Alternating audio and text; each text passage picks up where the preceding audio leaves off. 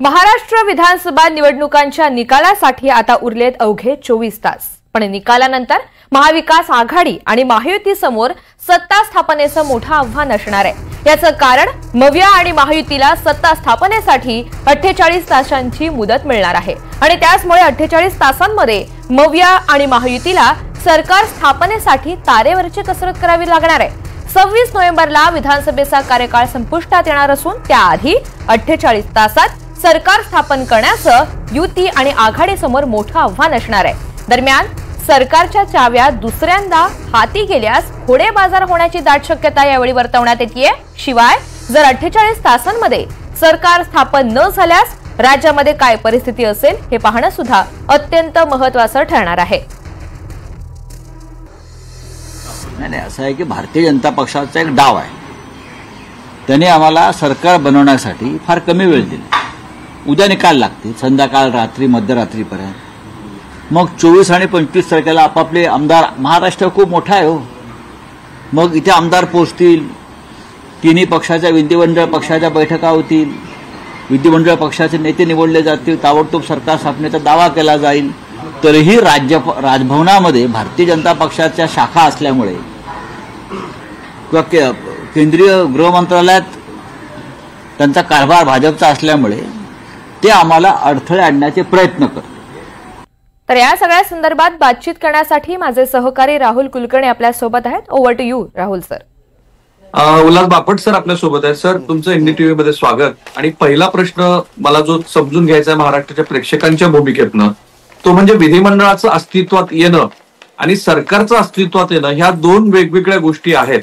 तर तुम्ही ह्याकडे कसं बघता? 48 तासामध्ये विधिमंडळ अस्तित्वात आलेलं आहे परंतु सरकार अस्तित्वात नाही, त्याच्यासाठी पुढची मुदत देता येऊ शकते का? याबद्दलचे नेमके कायदेशीर ज्या बाबी आहेत त्या जरा महाराष्ट्राला स्पष्ट करून सांगाव्यात।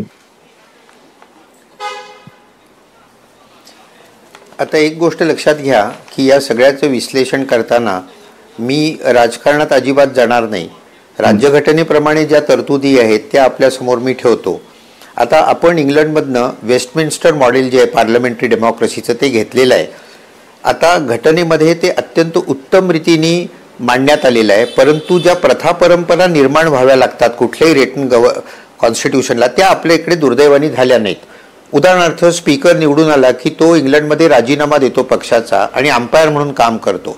आपल्याकडचा कुठलाही स्पीकर राजीनामा देत नाही, त्यामुळे विश्वासार्हता या पदांची कमी होत जाते। आता तुमचा जो प्रश्न आहे की आता निकाल लागेल आणि निकाल लागल्यानंतर ज्या गटाला, पक्षाला किंवा अलायन्सला मेजॉरिटी मिळेल त्याचा नेता जो असतो तो मुख्यमंत्री होण्याकरता क्लेम करू शकतो आणि राज्यपाल त्याला बोलवू शकतात। आता इथे दोन प्रथा भारतामध्ये आत्तापर्यंत आहेत। म्हणजे जो शंकर दयाळ शर्मा ज्यावेळी अध्यक्ष होते, राष्ट्रपती होते, त्यावेळी ते लार्जेस्ट सिंगल पार्टीला बोलवायचे, पण त्याचा परिणाम असा झाला की त्यांनी वाजपेयींना बोलवलं ज्यांच्याकडे फक्त 161 जागा होत्या। 13 दिवसाचं सरकार राहिलं ते पडलं। त्याच्यानंतर जे राष्ट्रपती आले KR नारायणन, त्यांनी वेगळी प्रथा चालू केली आणि त्यांनी असं सांगितलं की मी सिंगल लार्जेस्ट पार्टीला नाही बोलवणार, ज्या अलायन्सचं मेजॉरिटी आहे त्यांनी सह्यांचं पत्र माझ्याकडे द्यायचं सगळ्यांचं आणि ज्यांना मेजॉरिटी असेल त्यांच्या नेत्याला मी बोलवीन आणि त्यांनी पुढच्या 8 दिवसामध्ये पार्लमेंटमध्ये सिद्ध करून दाखवायचं की त्यांना मेजॉरिटी आहे। आता ही प्रथा जी आहे ही माझ्या मते अत्यंत योग्य आहे। एक लक्षात घ्या की घटनातज्ञांमध्ये याच्यामध्ये मतभेद आहेत, म्हणजे DD बासू एक बोलतात, शिरवई दुसरं बोलतात, परंतु हे आत्ता भारतात ॲक्सेप्ट झालं आहे। याचा अर्थ असा आहे की आता निकाल लागेल 23 तारखेला, 26 तारखेला मुदत संपतीये। 172 कलमाखाली 5 वर्ष पूर्ण झाली की विधानसभा ऑटोमॅटिकली डिझॉल्व्ह होते, त्याची मुदत वाढवता येत नाही। तुम्ही जो आत्ता मला प्रश्न विचारलात, विधानसभेची मुदत फक्त राष्ट्रीय आणीबाणी 352 कलमाखाली असेल तरच फक्त वाढवता येते, म्हणजे ही मुदत वाढवता येणार नाही। त्या दिवशी नवीन विधानसभा तयार झालेली आहे, अर्थातच इलेक्शन कमिशनने केलेली आहे, परंतु याच्यात कोणाला बहुमत हे 2 दिवसात ठरवावं लागेल की कोणाला बहुमत आहे आणि त्याचा नेता कोण आहे। त्याला राष्ट्रपती बोलवू शकतील, राज्यपाल बोलवू शकतील, परंतु जर का 2 दिवसात ठरलं नाही तर प्रॉब्लेम असा येतो की मग राज्याचं सरकार जे आहे ते घटनेप्रमाणे चालत नाहीये, तिथे चीफ मिनिस्टरच नाहीये. मग 356 कलमाखाली असं म्हटलंय की if the administration of the state is not carried on according to the provisions of the constitution, तर राज्यपाल हे शिफारस करतील राष्ट्रपती राजवटीची राष्ट्रपतींकडे आणि आपल्या महाराष्ट्रावर राष्ट्रपती राजवट येईल. ती 6 महिन्याकरता येते. 2 महिन्यात त्याला रॅटिफिकेशन घ्यावं लागतं पार्लमेंटचं. एक फक्त गैरसमज दूर करतो, कारण खूप जणांनी मला तो प्रश्न आत्ता विचारला आहे की राष्ट्रपती राजवट आली की ती 6 महिन्याकरता राहते. तर तसं नाही आहे.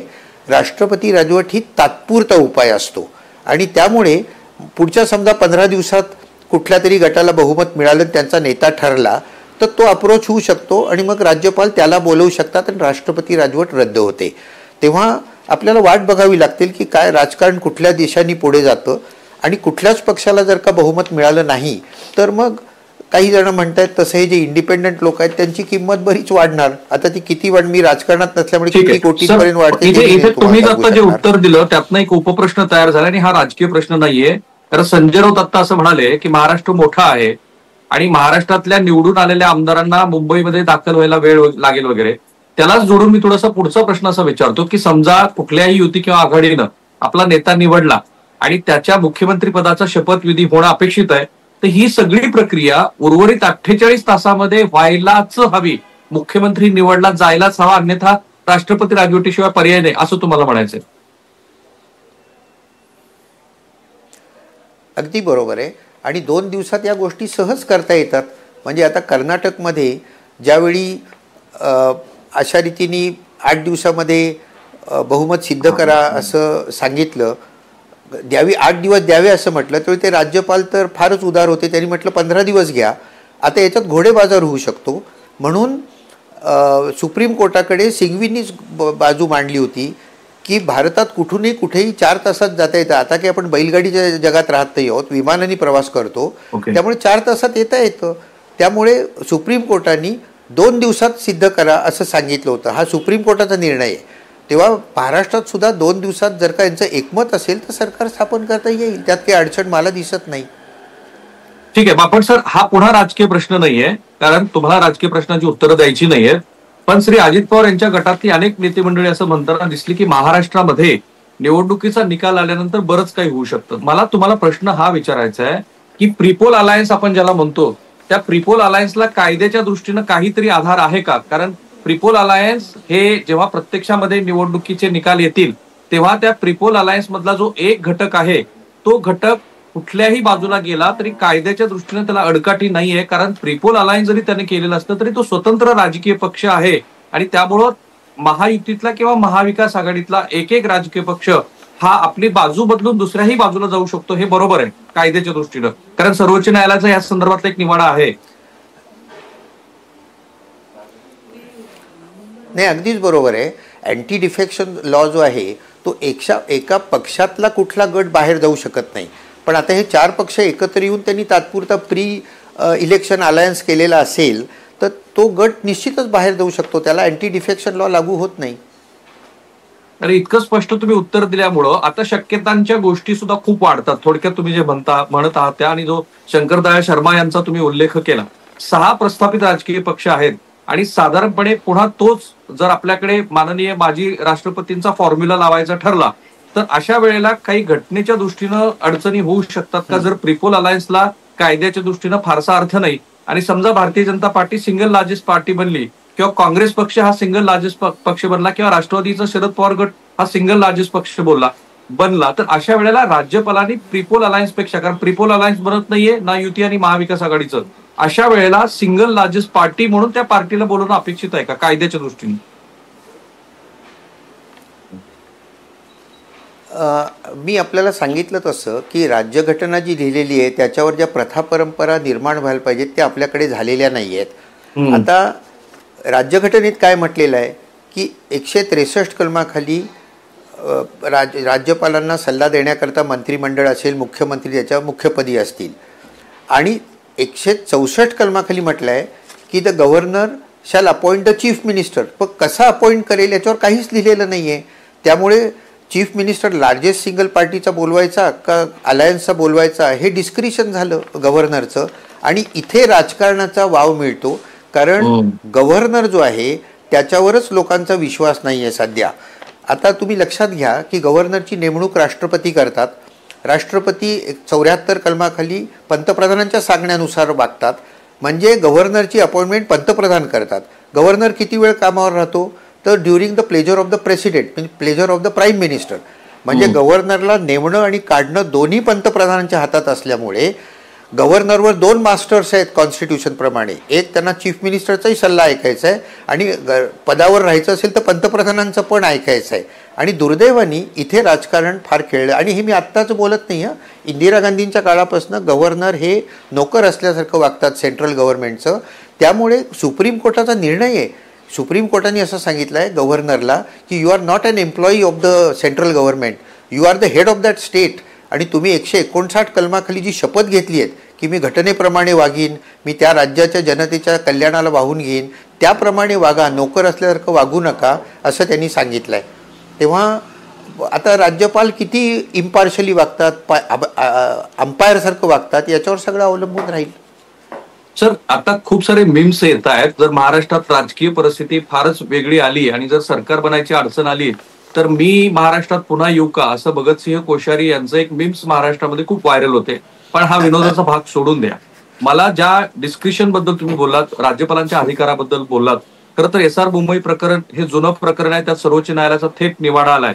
मधल्या काळामध्ये राज्यपालांच्या भूमिकेबद्दल सर्वोच्च न्यायालयाने ताशेरे ओढले. तुम्ही सातत्यानं राज्यपालांच्या भूमिकेबद्दल बोलतच असतात आणि 1957 सालापासून ते आज तागायत राज्यपालांची भूमिका ही कायम वादात राहिलेली आहे. माझा प्रश्न असा आहे की राज्यपालांनी जेव्हा सरकार बनवायची वेळ येते तेव्हा त्यांचे स्वतःचे अधिकार घटनेमध्ये निसंदिग्धपणे कुठे सांगितले गेलेले आहेत का? कारण तेव्हा सरकार अस्तित्वात नाहीये आणि सर्वोच्च न्यायालयाने सातत्यानं याचं जेव्हा आकलन केलं तेव्हा सर्वोच्च न्यायालयाने जो प्रेसिडेंट सेट केलेला आहे तो काय? नाही, मी आपल्याला सांगितलं तसं की राज्यघटनेमध्ये फक्त मुख्यमंत्रीची नेमणूक राज्यपालांकडनं होईल एवढंच लिहिलेलं आहे. ती कशी करायची हे लिहिलेलं नाही आहे.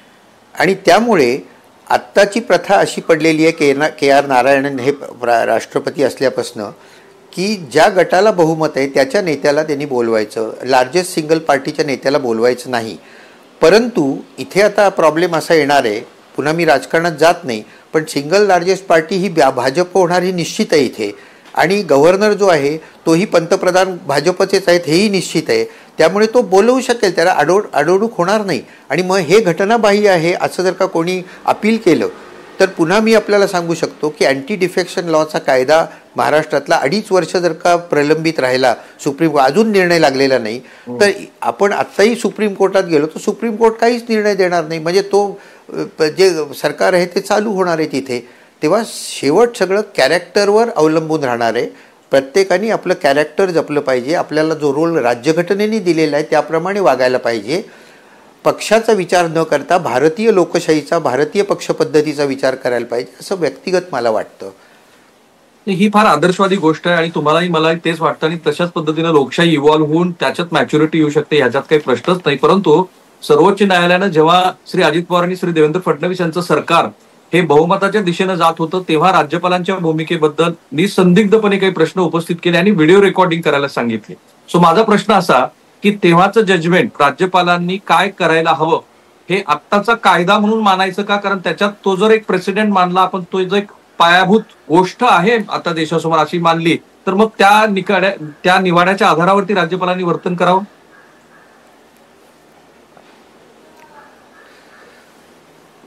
कसं असतं, आता मी आपल्याला सांगितलं तसं की राज्यपाल हे पदच मुळामध्ये राजकीय स्वरूपाचं झालेलं आहे. ते अंपायर असं राहिलेलंच नाही. जसं स्पीकर हा अंपायर राहिलेलाच नाही, तो पक्षाप्रमाणेच वागतो भारतामध्ये. इवन इलेक्शन कमिशन तसंच वागतं. त्यामुळे या ठिकाणी ही सगळ्यात मोठी दुर्दैवाची गोष्ट आहे माझ्या मते की ज्या लोकांवर विश्वास आपला असायला पाहिजे त्यांची क्रेडिबिलिटी कमी होतीये.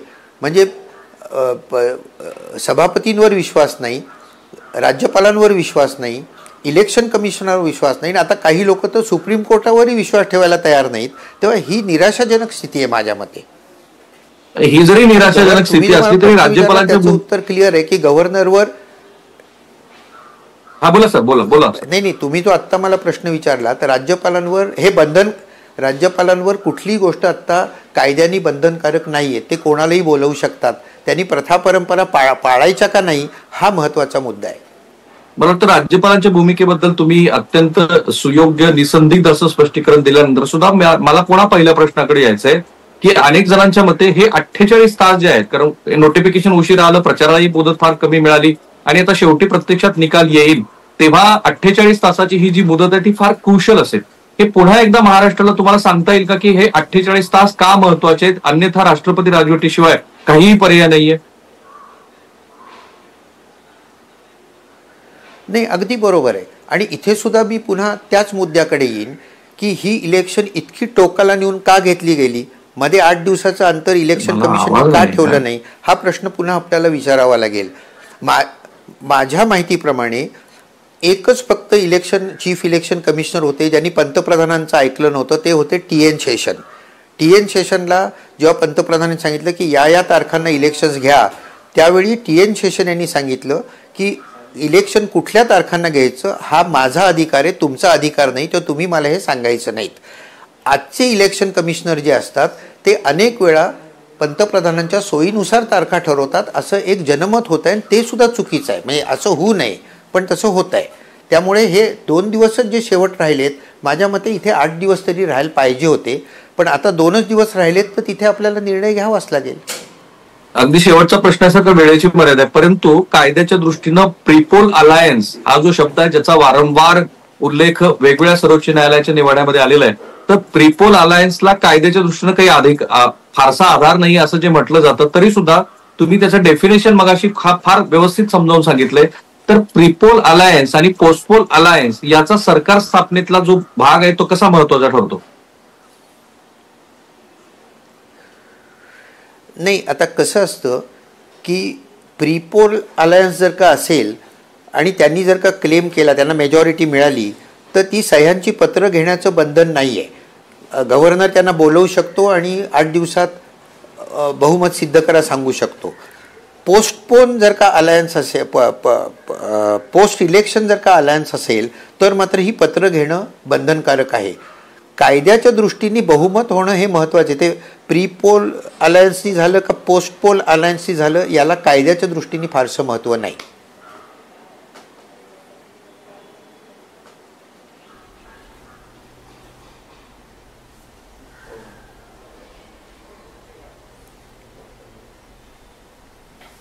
ऐकू येत नाही.